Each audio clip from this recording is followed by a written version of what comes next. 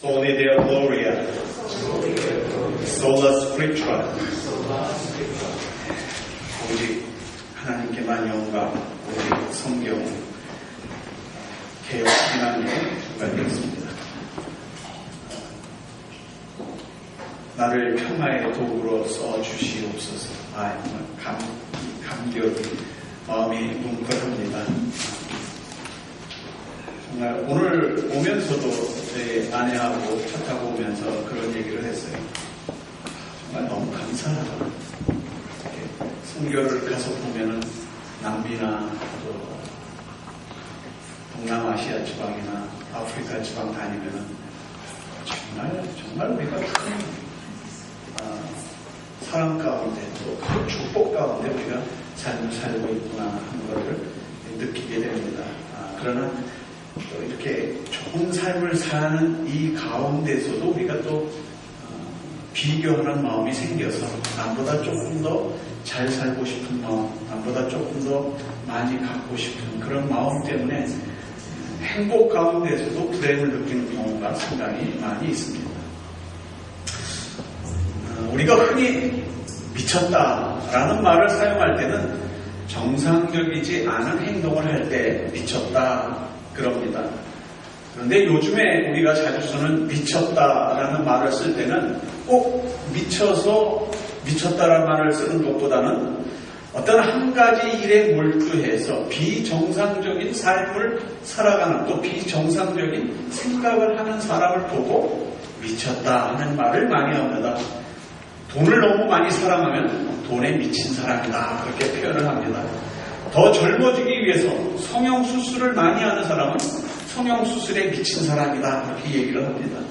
예전에 인터넷에 올라온 걸 보니까는 어떤 젊은 아가씨는 1년에 보통 20몇 번 넘게 성형수술을 한 몇백만 원 벌어서 다 그 수술에 집어넣어서 수술을 하는 그런 여자들을 보고 성형에 미쳤다 그렇게 얘기를 합니다. 술을 계속 마시다 보면은 뭐가 돼요? 술 중독이 되잖아요. 그 술 중독에 걸려있는 사람을 우리는 술에 미친 사람이다 그렇게 얘기를 합니다. 비정상적으로 한쪽 일에만 몰두하는 사람을 미쳤다 그런 얘기를 합니다. 오늘 읽은 24절에 보니까는 베스도 총독이 바울에게 그런 얘기를 합니다. 바울이 이같이 변명하며 베스도가 크게 소리질러 가로되 바울아 내가 미쳤도다 내 많은 학문이 너를 미치게 한다 하니 바울이 지금 미치기는 미쳤습니다. 지금 바울이 어디 서 있냐면은 베스도 총독 그 관저에 있는 법정 앞에 서 있는 거예요. 거기에 유대인들도 있고 유대인의 관원들도 있고 그 다음에 아그리파 왕도 있고 지금 자기가 예수 그리스도에 대해서 변명할 그런 자리가 아니에요. 근데 바울이 그 안에서 얘기를 합니다.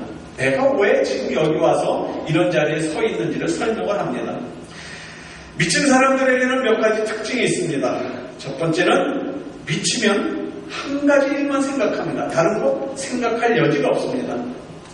일이 좋은 방향으로 갈 때에는 그 자신에게 주어진 것을 성취하려는 집념으로 말미암아 좋은 결과를 나타내기도 합니다. 그러나 이게 나쁜 방향으로 가면은 남에게 해를 끼친다든지 사회에 해가 된다든지 이렇게 옳지 않은 방향으로 가게 되어 있습니다. 어쨌거나 한 방향으로 몰두하게 됩니다.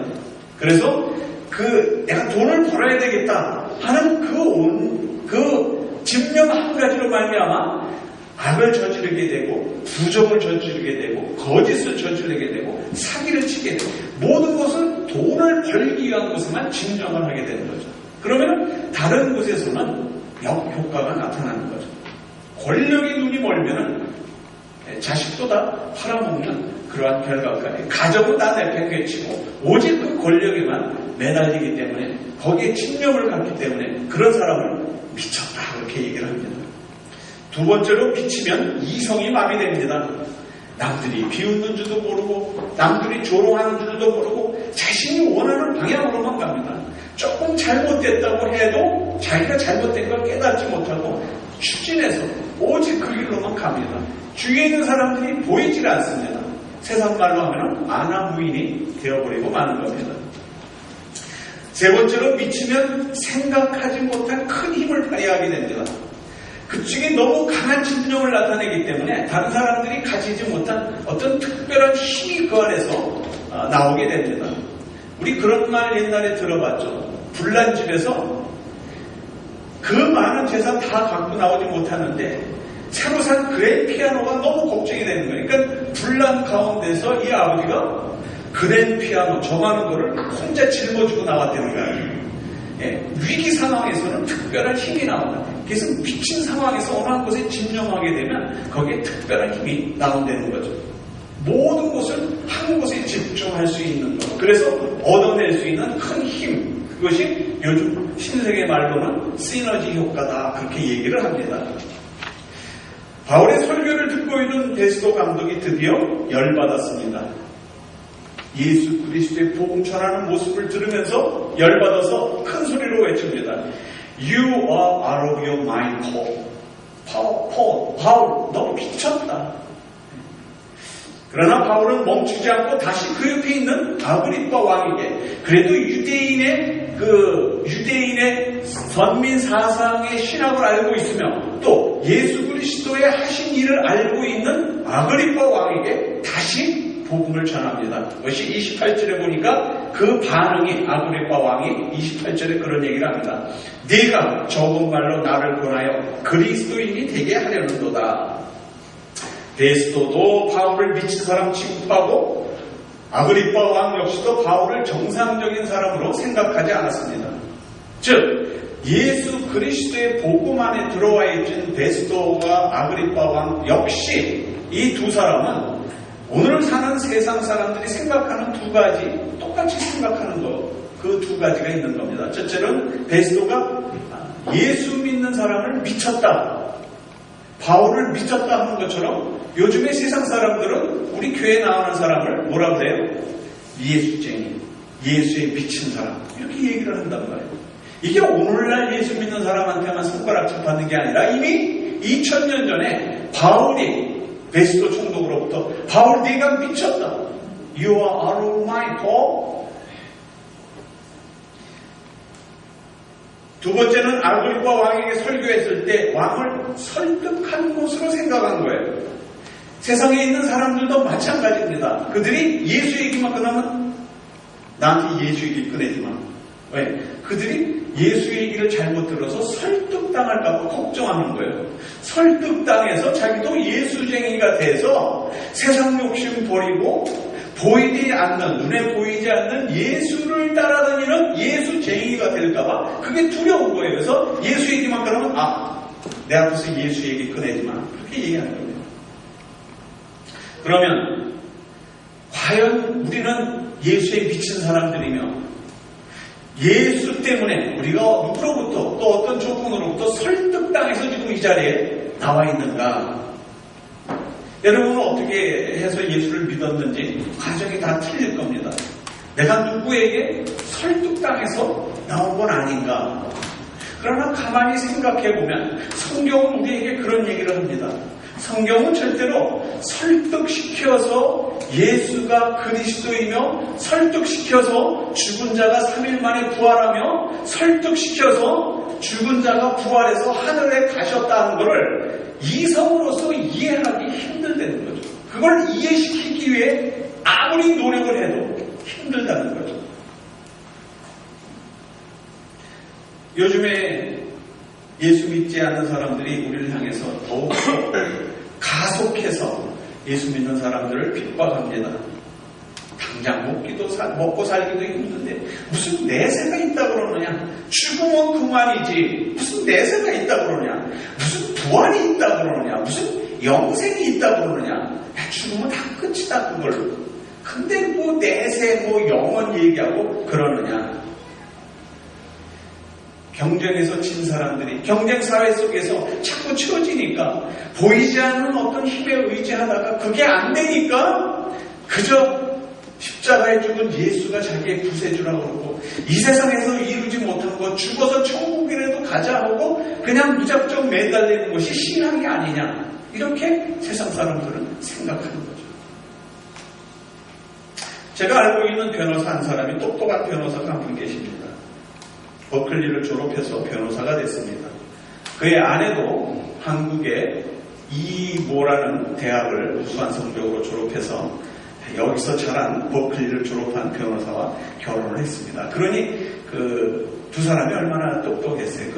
그 자녀들이 얼마나 똑똑하겠어요. 가까이 친하게 지낼 기회가 있어서 예수 그리스도를 설명하고 영생에 대해서 설명을 하고 예수를 믿고 구원 얻기를 원했습니다. 그리고 구원 얻기 위해서는 일단 가서 복음을 접해야 되니까 교회에 출석을 해라. 내가 다니는 교회에 꼭 오라는 게 아니라 아무 교회나 가서 하나님의 말씀을 들어서 교회에서 얘기하는 것이 무엇인지, 기독교에서 얘기하는 것이 무엇인지 좀 알아라. 그때 자기는 교회에 가기 싫다는 겁니다. 그래서 왜 그러냐 했더니 교회에 가면 자기를 아주 나약한 인간으로 만들어 놓는다는 거예요. 그 사람이 그럽니다. 나는 내가 원해서 내가 이루려고 하는 것을 이루기 위해서 최대한으로 노력을 한다. 그렇게 최대한으로 노력을 해서 이룬 것은 내가 노력해서 이룬 거다. 내가 노력을 했는데도 이루지 못한 건 그건 내 능력이 없어서 못 이룬 거다. 그런데 교회에 가면 내가 열심히 노력해서 최대한으로 노력해서 이룬 걸 내가 이뤘다고 안 그러고 하나님이 이루어주셨다고 그런다. 난 뭐냐? 난 아무것도 아니냐?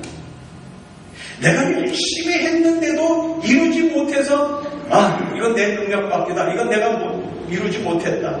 이거는 내가 할 수 없는 일이다. 포기하고 내가 이룬 것을 위해서 다시 가면 되는데 내가 이루지 못한 거니까 그걸 교회에서는 하나님의 뜻이 아니니까 이루어지지 않은 거다. 그러면 이루어져도 하나님이 이루신 것이고 안 이루어져도 하나님이 필요하지 않기 때문에 안 주신 거고 그럼 내가 할 수 있는 건 뭐냐? 나는 그렇게 열심으로 남 잘 때 자지 않고 남 쉴 때 일하면서 열심히 그 일을 위해서 노력해서 얻은 건데 그게 하나님이 줬다고 그러는 거 아니냐? 난 뭐냐? 내가 열심히 했는데도 이루어지지 않아서 내 능력이 안 됐는데 하나님의 뜻이 아니라서 안 이루어졌는데 내가 할 일이 뭐가 있느냐? 그래서 교회 가면 나를 너무 나약한 인간으로 만든다. 그래서 나는 교회가 싫다. 말 돼요? 안 돼요? 설득해서 예수를 믿게 된다면, 열심히 노력해서 예수를 믿게 된다면, 아마 좀 이성적으로 공부를 좀 많이 하고, 이성적으로 생각을 많이 하는 사람은 다 아마 예수 믿게 됐을 거예요. 근데 안 그래요. 오히려 그렇게 깊이 공부하지 않고, 오히려 그렇게 사회생활 열심히 하고 사회에 어떤 직책이나 사회의 권세나 명예를 갖지 않은 사람들 중에서도 신실하게 예수를 잘 믿는 사람들이 많이 나타나는 겁니다. 다양한 인간들이 예수를 믿는 것이 아니라 무능한 존재들이 예수를 믿는 것이 아니라 하나님이 우리를 부르셨기 때문에 우리가 믿게 된 겁니다. 본문에 나오는 미쳤다. 바울 네가 미쳤다. You are out of mind. You crazy. 이 미쳤다는 말이 헬라어에서는 마니아라고 합니다. 우리 영어에 보면 매니액이라는 말이 있죠. 어디 집중해서 미친 듯이 가는. 그러니까 매니액이라는 마니아라는 말. 그러니까 오늘날의 삶을 살면서는 그 매니액, 마니아의 사상이 없이는 삶을 살 수 없을 정도로 너무 급박하게 되어버렸다는 말이에요. 뭐에 집중을 해서 그 일에 열심을 하지 않으면 그 일을 이루지 못하는 그런 각박한 세상에 우리가 살고 있는 겁니다. 경쟁사이기 때문에 남보다 더 열심히 하지 않고 남보다 더 지혜롭게 하지 않고 남보다 더 효과적으로 일을 하지 않으면 내가 그 일을 성취할 수 없는 그러한 사회 속에 와서 살고 있는 겁니다. 그렇게 해서 남보다 더 실리적이지 않고 남보다 더 영리하지 않고 그러면은 자꾸 경쟁사에서 뒤처지게 되는 거죠.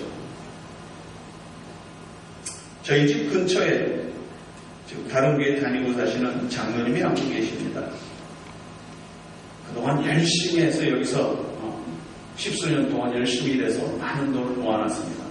그런데 한순간에 사기를 당해서 몽땅 다 잃어버린 거예요. 그것도 전혀 모르는 사람한테 사기를 당한 게 아니라 평소에 여기 미국에 와서 그래도 새로 만나서 친하게 지난 사람이었는데 지나고 나서 그 일을 하다 보니까 완전히 그냥 사기를 당해버리게 된 거예요. 그분이 그런 얘기를 합니다. 이 사람이 그렇게 되니까는 미칠 정도가 아니라 성경에서 얘기한 지옥이라는 게 바로 내가 지금 지옥 가운데 들어와 있구나 하는 생각이 들더라는 거예요. 너무 괴롭고 정말 돌아버리게 되는 거예요. 미치게 되는 거예요. 어디 가서 하소연도 못하고 사기꾼이 사기를 쳐놓고 저 사람이 나한테 법적 고소를 할 때는 내가 다 당해야 된다. 그러고 사기를 치나요? 아니죠. 다 방어해놓고 사기를 치죠. 비단 먹고 살기 위해서 이런 사기를 치는 그런 마니아들 뿐만이 아니라 뭔가에 미쳐있는 사람들이 오늘날 살고 있는 이 세대라는 겁니다. 돈에 미친 사람, 권력에 미친 사람, 명예에 미친 사람, 출세에 미친 사람, 자식 교육에 미친 사람, 연애에 미친 사람, 바람나서 가정을 모르고 밖으로 나가는 미친 사람, 산에 올라가 등산에 미친 사람, 낚시에 미친 사람, 운동에 미친 사람, 조기 축구에, 등산에, 조기 야구에, 그런 거 보면은 춤바람이 나서 춤에 미친 사람, 또 일에 매달려서 일에만 열심히 운동하는 일에 미친 사람, 뭔가에 미치지 않으면 제대로 삶을 살 수 없는 그러한 세상에 우리가 살고 있는 겁니다. 그 중에서도 좀 괜찮게 미쳤다 하는 사람이 사랑에 미친 사람입니다. 왜냐하면 오늘 바울이 예수 그리스도의 사랑에 미쳐버린 사람이기 때문에 그렇습니다. 바울은 하나님의 사랑에 미친 사람입니다. 그래서 그가 주님을 만났을 때는 과거에 그가 가지고 있었던, 그가 사내들인에서 공부하고 가말리엘의 문화에서 공부를 하고 그가 유대인의 엘리트로서 생활했던, 민족의 엘리트로서 가졌던 모든 궁지를 다 내어버리고 어느 때에 빛 가운데서 보이지 않는 예수 그리스도의 음성을 듣고 그가 모든 것을 버리고 나서 그 다음에 뭘로 변했다? 예수 그리스도의 사랑의 사도로 변했다는 거죠. 오직 한 가지, 주님만 생각할 수밖에 없는 그런 복음에 미친 사람이 된 겁니다. 28절에 그렇게 적었습니다.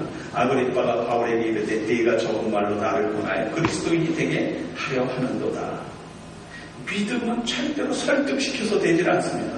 유창한 말로 여러분이 아무리 변사와 같은 말을 한다고 그 사람을 설득을 해서 복음에 그 사람 마음에 들어갑니까? 아니, 성경은 아니라고 그러죠. 내가 노력한 만큼 얻어지는 것이 믿음이라면 이 세상에 지옥 갈 사람은 아무도 없습니다. 조금만 노력하면 되니까.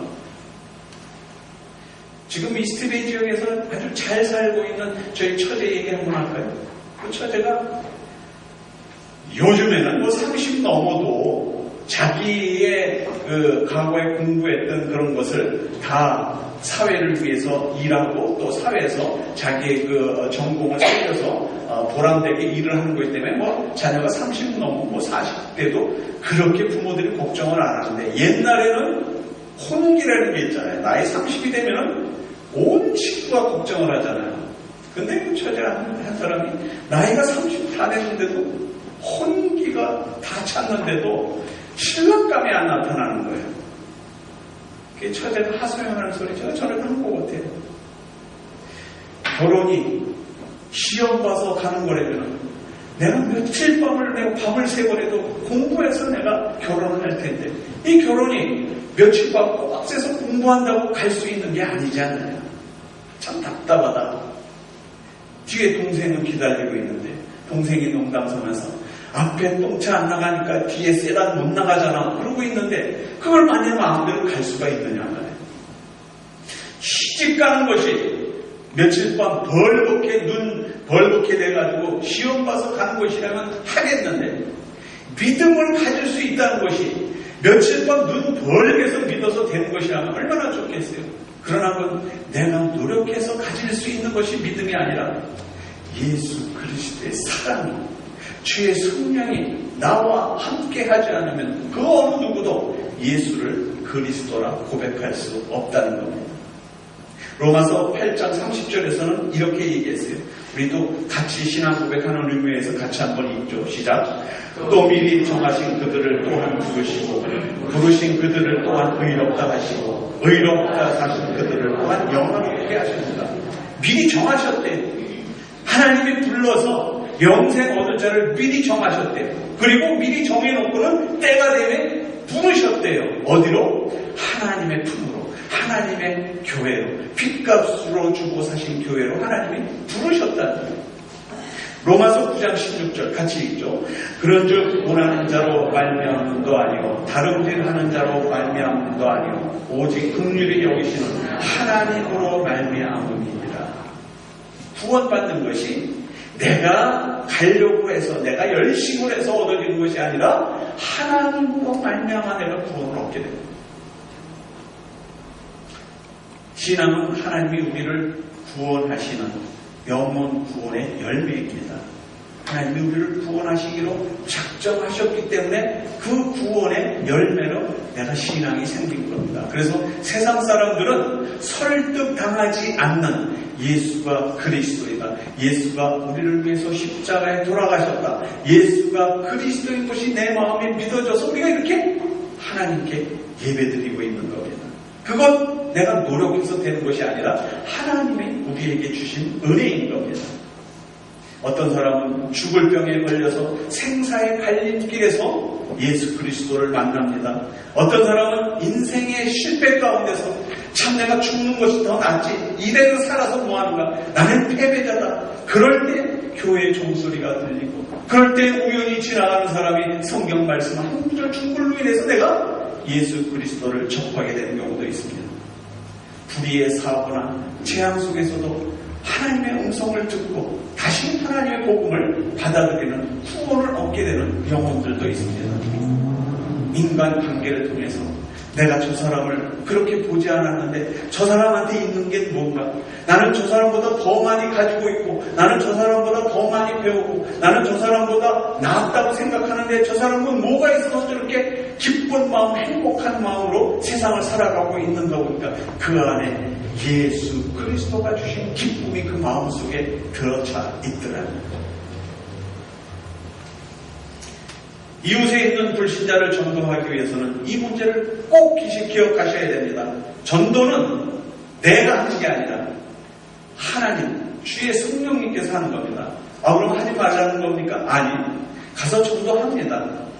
예수 믿으셔야죠. 예수 믿고 영생 얻으셔야죠. 하나님이 우리를 구원하시기를 원하십니다. 여러분도 예수를 그리스도로 고백하고 구원을 얻으십시오. 가까운 교회에 나가십시오. 그 말을 해야 됩니다.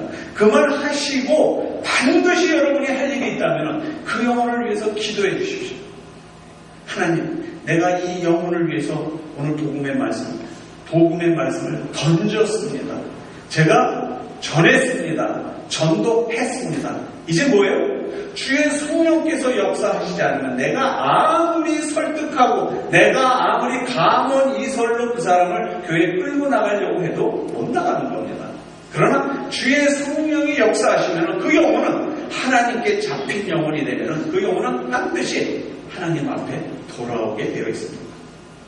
교회에 데리고 나오는 것이 큰 문제가 아니라 그 영혼이 하나님 앞에 잡힌 바 되어서 지나간 과거의 모든 잘못을 회개할 수 있으며 하나님 앞에 온전한 모습으로 나올 수 있게 되기를 그 사람을 위해서 기도해 주셔야 합니다. 기도해 줄 때 하나님이 그 영혼을 부르시는 겁니다. 베스도는 바울의 설교를 듣고 바울이 미쳤다고 얘기했습니다. 그러나 바울이 미치지 않았다는 것은 성경이 오늘 본문에서도 얘기합니다. 오늘 본문 28절에서 32절 보니까 왕과 총독과 번이게와 그 함께 앉은 사람들이 다 일어나서 물러가 서로 말하되 이 사람은 사형이나 결박을 당할 만한 행위가 없다 하더라. 이에 아그리빠가 베스도에게 이르되 이 사람이 만일 가이사에게 상소하지 아니하였더라면 석방될 수 있을 뻔하였다 하니라.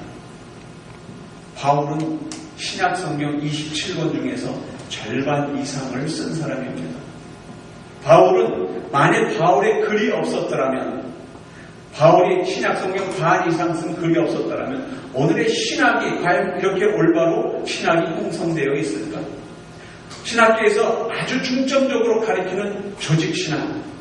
하나님은 누구인가? 예수 그리스도는 누구인가? 성령님은 누구이신가? 교회는 누구인가? 인간은 누구인가? 마지막 때는 어떻게 되는가? 이와 같은 모든 문제를 바울 없이는 그 체계를 세워놓을 수 없었습니다.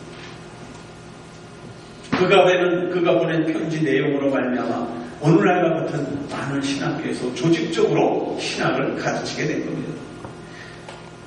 바울은 미쳤어도 곱게 미쳤습니다. 예수 그리스도의 사랑 안에 미쳐 있는 겁니다. 그리스도 안에서 자기의 삶을 살기로 작정하고 미치면 예수 그리스도께서 우리에게 허락하신 우리의 영혼이 잘되고 범사가 잘되고 강건해지는 인생의 축복이 오는 것을 우리는 성경 속에서 알 수 있는 겁니다.